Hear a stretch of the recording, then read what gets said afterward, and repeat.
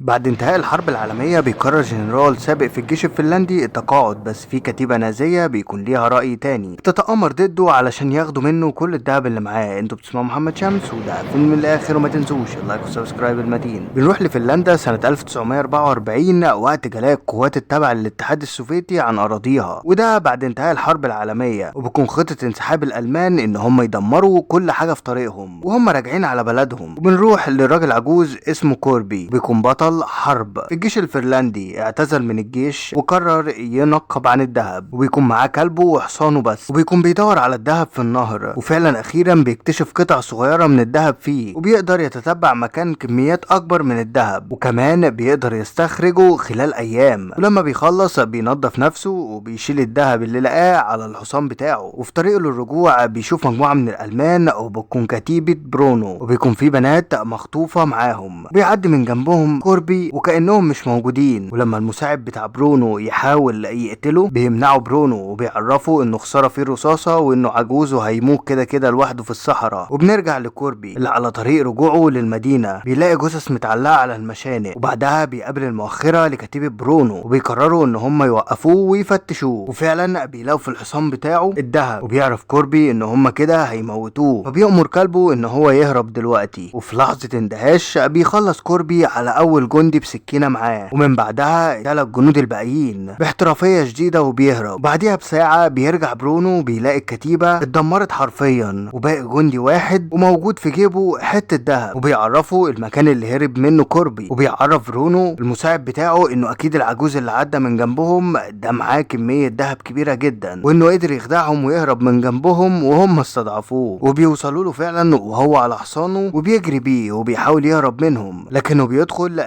لحقل الغام بحصانه وفعلا بينفجر فيهم لغم والحصان بيموت. بس على حدود حل الالغام بيشوف برونو كوربي وهو لسه عايش ومعاه الدهب، وبيكون حصانه بس هو اللي مات، ولان كوربي عامل لهم كمين من الاول بيقدر يتخفى في وسط حقل الالغام ده اللي بيكون حافظه لغم لغم، واستدرج الجنود ليه وبيخلص عليهم واحد ورا التاني. ولما بيضربوا عليه نار بيحمي نفسه بدرع واقي، وبيقرر وقتها برونو انه ينزل البنات كدرع بدل ما هو عمال بيخسر في جنود كتير من كتيبته على ايد راجل عجوز، وبيخلي البنات تمشي كدليل قدام الكتيبة علشان لو انفجر اللغم ينفجر فيهم هم الاول. وبنروح لكوربي اللي بيهرب في الصحراء، ومساعد برونو بيعرفه ان الراجل العجوز ده اكيد مش عادي، وانه اكيد محارق سابق وليه اساطير ومش سهل، وان الاحسن لينا ان احنا نرجع في خطة الانسحاب ونسيبه يمشي في حاله، وكفاية علينا قطعة الدهب اللي معاه. لكن برونو بيكون طماع وبيعرفه ان العجوز ده معاه عرق دهب كامل مستخرجه من الارض، يعني اضعاف اللي معانا، وبيقرر ان هم يكملوا برضه في طريقهم وما يسيبوهوش ويمشوا. وبنرجع لكوربي اللي بيكون فيه رصاصة دخلت في رجله بس بيقدر يطلعها بالسكينة، وبيقعد يرتاح شوية، وبعد ساعات بيوصلوا الالمان تاني، وبسبب وجود معاهم الكلاب بيعرف كوربي ان هم هيوصلوا له عن طريق ريحته، فبيقرر يخرم تانك البنزين بتاع العربية اللي مستخبي تحتيها علشان يغرق نفسه بيه ويضلل عنه الكلاب، وبيقدر يهرب فعلا منهم.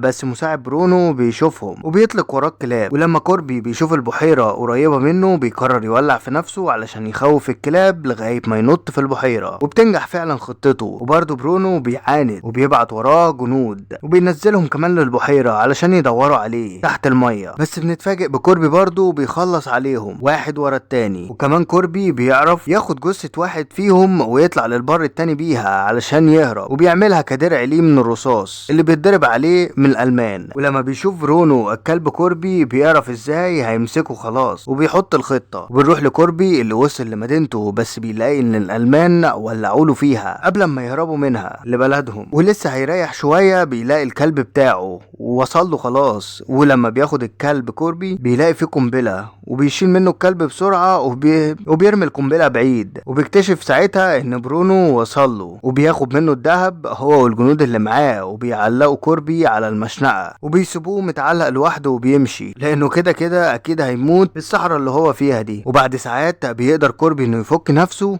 ويقع من على المشنقة، وبيلاقوه 2 طيارين ألمان، وبيحاول واحد منهم انه يقتله بس بيكون متردد، وفعلا بيقوم كوربي تاني وبيخلص عليه وبياخد الطيار التاني أسير ليه علشان يوصله لمكان برونو. وبعدها بنروح لبرونو فعلا اللي بيلاقي ان الطيار اللي كان مع كوربي مشنوق بنفسه بالحبل اللي كانوا شانقين بيه كوربي في الصحراء لسه، وكأنه بيوصل لهم رسالة وبيعرفهم انه لسه عايش وهيخلص عليهم. وبنعرف وقتها ان في جندي بيتكلم قدام واحدة من الاسيرات ان الراجل اللي بيهاجمهم ده جندي محترف اسمه كوربي، فبتضحك هي على الجندي اللي بيكون معاه في نفس العربية وبتعرفوا ان هما كده كده ميتين، لان كوربي ده اسطورة الجيش الفنلندي وان ليه بطولات كتيرة جدا، وان احنا كنا فاكرينها اساطير وماتت خلاص، بس الظاهر ان لسه في اسطورة لسه ما انتهتش. ويبان بعدها ملامح الخوف على الجندي الالماني، وبيدخل فعلا كوربي لعربية الاسيرات وبيخلص عليه، وبيحفز الاسيرات كمان ان هما يساعدوه ويسيطروا على الكتيبة ويخلصوا على الجنود. وقتها بيهتفوا باسمه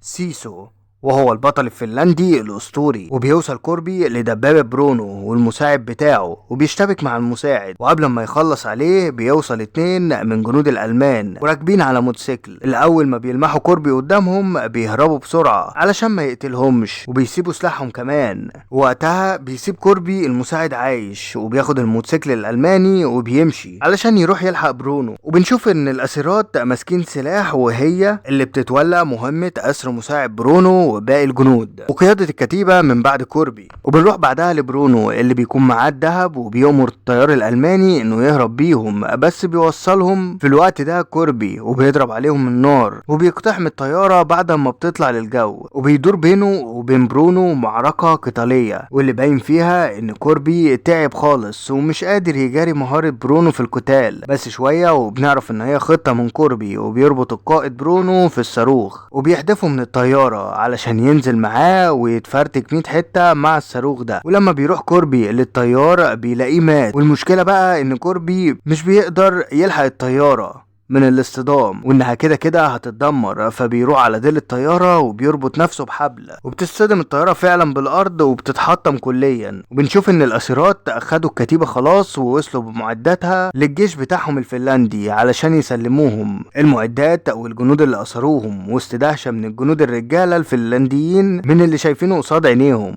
ولما بنرجع للطيارة بيكون كوربي لسه عايش ومعاه الدهب وبينظف نفسه تاني وبيروح للمدينة الكبيرة علشان يبيع فيها الدهب اللي باقي معاه ويتقاعد اخيرا من الجيش ويريح شوية من القتال اللي احنا شايفينه. ولحد هنا يكون خلص فيلمنا، وتنسوش بقى لايك شير سبسكرايب فيلم الاخر عشان يوصلكم كل جديد.